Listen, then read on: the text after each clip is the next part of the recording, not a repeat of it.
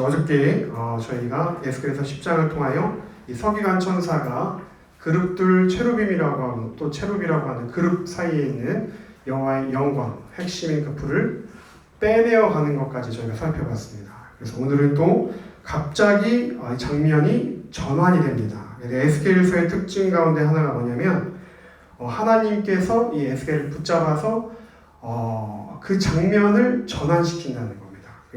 그래서 새로운 곳으로 데려간다는 것입니다.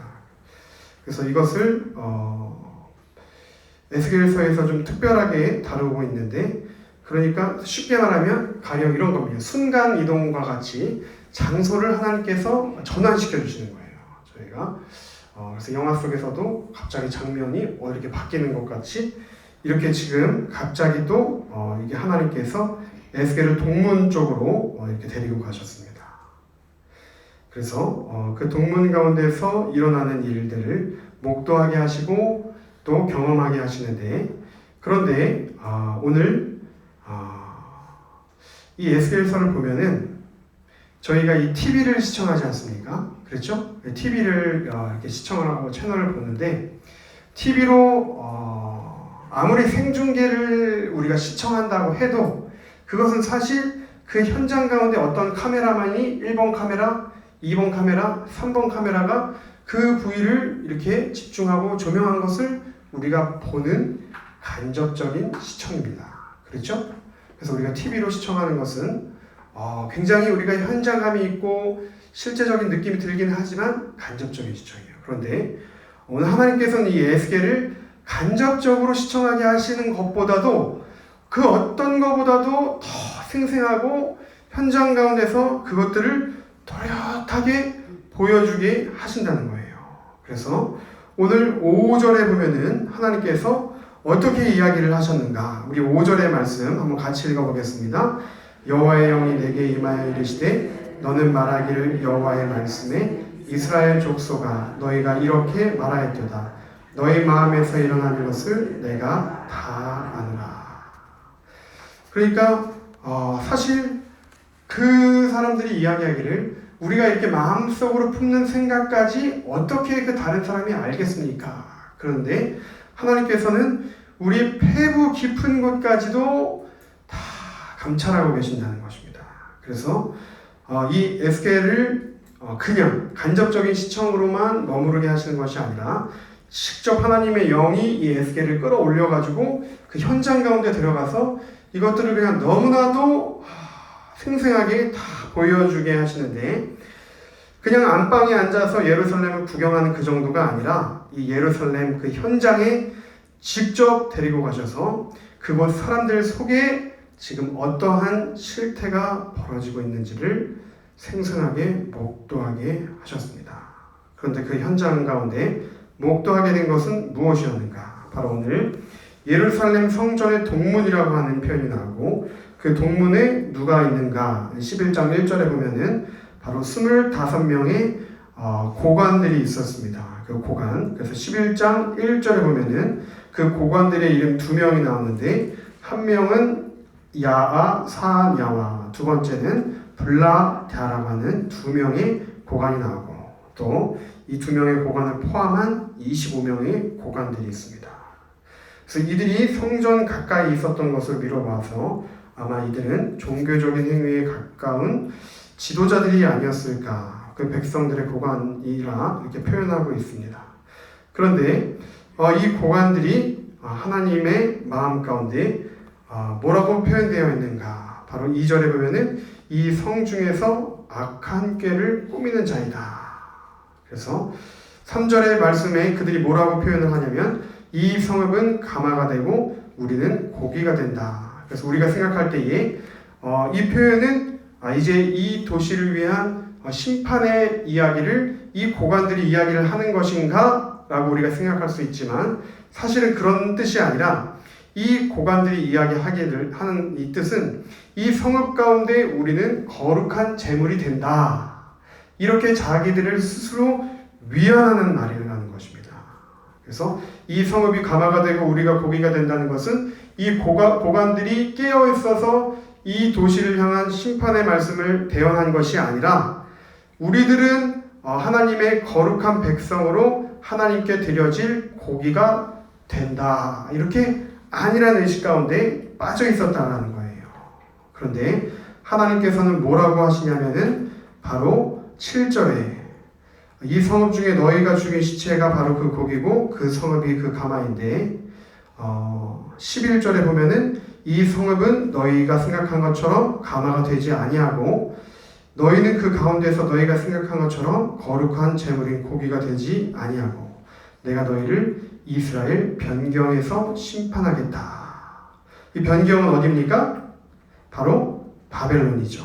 그래서 이 고관들이 생각하는 것만큼 지금 이 안일한 생각에 빠져있는 너희들이 거룩한 제물로서 하나님께 드려진다고 생각을 하고 있는데 내가 너희의 제물을 받지 않을 뿐더러 너희를 끌어내어서 이스라엘 변경에서 심판할 텐데 그때서야 12절에 너희는 내가 여호와인 줄을 알리라.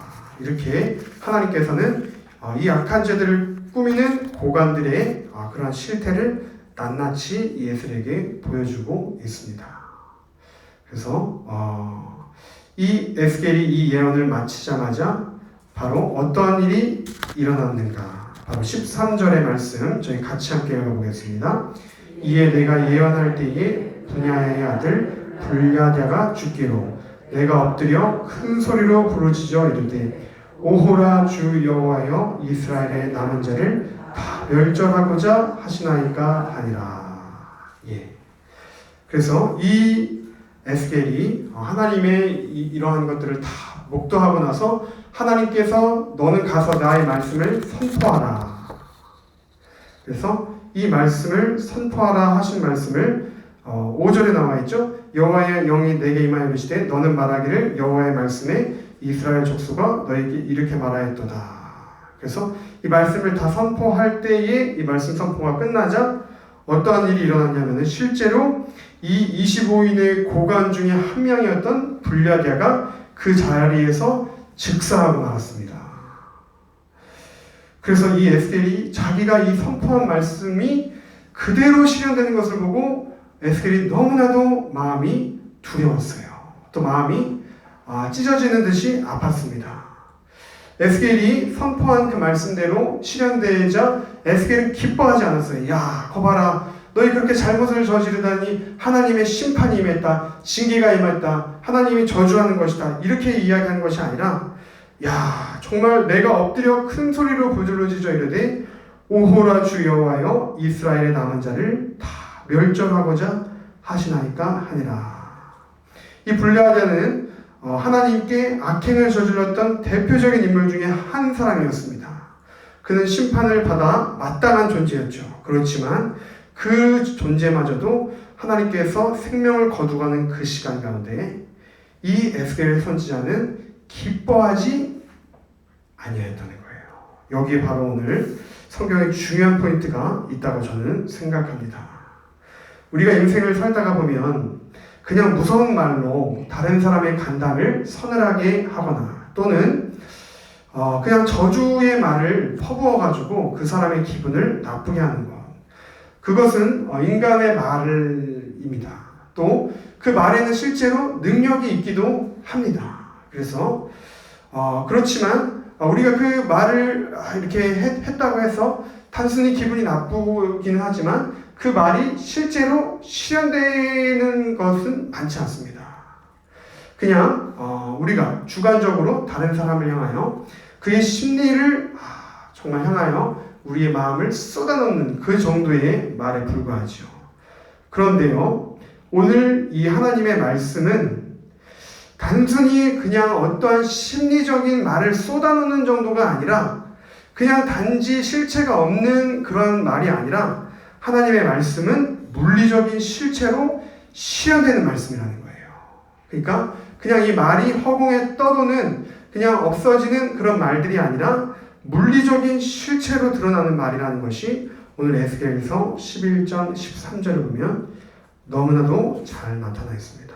그래서 이 에스겔이 이 심판의 말씀을 대언하기를 마치자 25인의 고관 중에 한 명인 오늘 11장 1절에 나와 있었죠. 그런데 1절에 등장했던 블랴다가 오늘 마지막 절인 13절에 그의 생이 이게 거두어짐을 경험하게 되었습니다. 에스겔 선지자가 자기가 예언하고 대언한 일이 눈앞에서 즉각적으로 나타났을 때 그가 얼마나 놀랐을까요? 물론 하나님의 말씀을 전했죠. 그렇지만 그는 자기가 선포한 대로 그 일어난 일로 말미암아 기뻐하고 뛰놀기보다 오히려 탄식하고 슬퍼하였습니다. 그가 한 행동을 오늘 보았을 때 하나님 앞에 엎드려서 큰 소리로 부르짖었던 것입니다. 그래서 그가 이렇게 이야기할 수도 충분히 있었을 거예요. 거 봐라.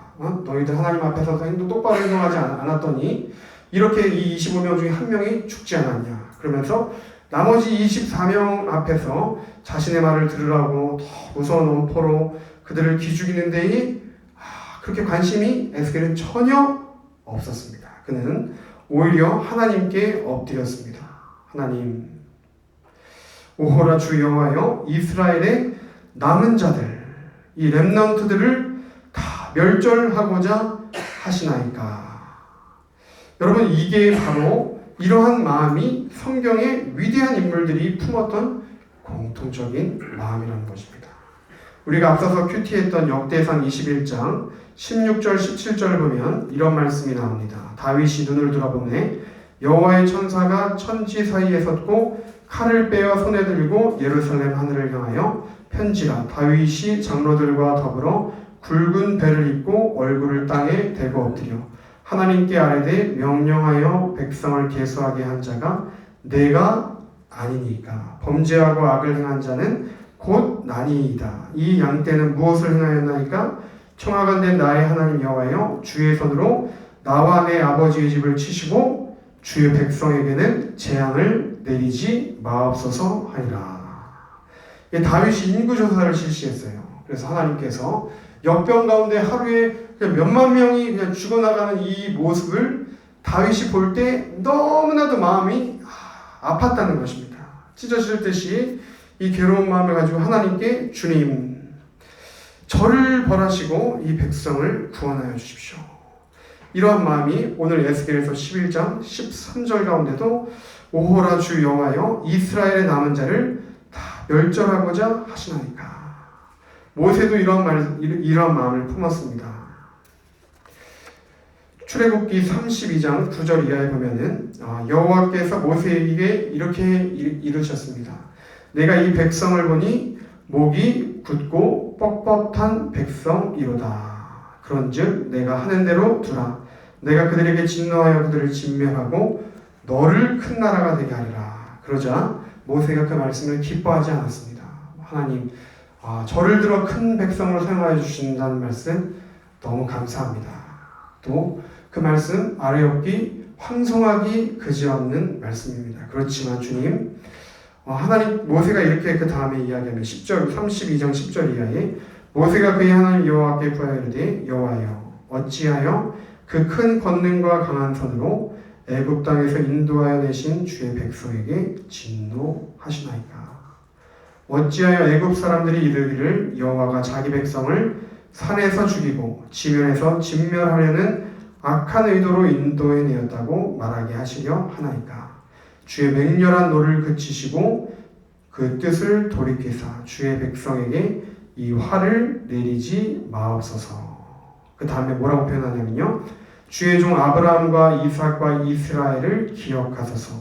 주께서 그들을 위하여 주를 가리켜 맹세하여 이르시기를 내가 너희의 자손을 하늘의 별처럼 많게 하고 내가 허락한 이 온 땅을 너희의 자손에게 주어 영원한 기업이 되게 하리라 하셨나이다. 즉, 이 모세가 여호와께서 이 백성 가운데 언약을 체결하신 그 말씀, 주님께서 우리와 언약을 체결하셨는데 감히 이 자리를 빌어 주님의 긍휼을 구합니다. 주님께서 우리와 약조하시기를, 우리의 선조와 약조하시기를 하늘의 별과 같이 땅의 모래와 같이 많게 하신다고 하는데 우리가 범죄하였습니다. 우리에게 죄가 있습니다. 그렇지만 하나님, 이 광야에서 우리의 백성을 다 진멸시키고 우리의 영광을 다 거두어 가시면 애굽 사람들이 우리를 가리켜 무엇이라고 하겠습니까? 여호와를 믿는 저 백성들이 저렇게 저 다 꼬꾸라졌잖아. 이렇게 우리를 조롱하지 아니하겠습니까? 하나님 주의 진노를 거두어 주시고 우리를 긍휼히 여겨 주시옵소서. 이게 이 성경에 기록된 이 사람들의 다 공통된 마음들이었다는 거예요. 그래서 에스겔 또한 자신이 범한 그 죄가 아니었습니다. 다윗은 자기가 범한 죄가 맞았습니다. 모세는 자기가 범한 죄가 아니었습니다. 그러나 어쨌든 이 인물들의 공통점은 정말 이 백성들을 향한 하나님의 그 진노의 마음을 거두어달라는 그 탄원의 기도를 잊어버리지 않았다는 것입니다. 오늘 에스겔서 11장 13절 그가 선포한 대로 하나님은 그 말씀을 실행하셨습니다. 그러나 그때 에스겔의 반응은 정말 그 심판의 시련 가운데 두려워하며 이 백성의 남은 자를 향하여 긍휼과 불쌍히 여김을 간구하는 기도를 주님 앞에 구하였다는 것입니다. 그래서 오늘 이 에스겔서 11장 13절의 말씀이 오늘 이 새벽에 저희에게도 있기를 원합니다. 하나님께서 더욱더 우리의 마음 가운데 어떤 의미에서는 자숙하는 마음을 주시고 또 더 하나님께로부터 우리가 긍휼과 자비를 배울 수 있는 그런 마음을 더하여 주십시오. 그래서 하나님 우리가 주님의 긍휼과 불쌍히 여김을 우리가 받지 않았더라면 이미도 죽어 없어졌을 그런 죄의 자녀입니다. 그런데 하나님의 긍휼과 불쌍히 여김을 받았기 때문에 오늘 우리가 이 새벽에 주님 앞에 나올 수 있는 자가 되었는데 오늘 우리 안에는 하나님을 두려워하는 마음 또 하나님 앞에 우리가 겸손히 엎드리는 마음 또 하나님의 긍휼과 불쌍히 여기는 마음을 간구하는 마음이 우리 안에 얼마나 남아있는지 이 새벽에 돌아다보기를 원하신다는 거예요. 그래서 우리가 오늘 이 에스겔서 11장 통해서 하나님 때로는 우리가 많은 말을 하기도 합니다. 그러나 그 말 가운데 정말 우리가 알고서 또 때로는 모르고서 지은 죄의 말도 있기도 하고 또 때로는 우리의 말들 가운데 남을 축복하고 세워주는 존중의 말도 있기도 합니다. 그렇지만 하나님 언제나 우리의 말 가운데 또 행동 가운데 주의 긍휼함과 불쌍히 여기는 주의 은혜가 우리의 삶에 충만히 덮여지는 인생 그런 하루 그런 한 달 또 그런 오래 될 수 있도록 인도하여 주시옵소서. 오늘도 주의 은혜 아니고서는 단 1분 1초도 살아갈 수 없는 연약한 존재임을 고백합니다. 주님 언제 실수할지 언제 넘어질지 언제 어떻게 정말 우리가 죄의 구덩이에 또 이 세상에 여러 가지 사단이 파놓은 함정 가운데 빠질지 모르는 것이 바로 우리 연약한 인생입니다. 그렇기 때문에 오늘 우리가 이 새벽에 나오지 않았습니까? 주님 우리를 불쌍히 여겨 주셔서 이 기도가 우리가 주님께 드릴 수 있는 최고의 기도요 가장 주님께서 기뻐하시는 기도라는 것을 믿으시는 저와 여러분이 되시기를 간절히 축원합니다.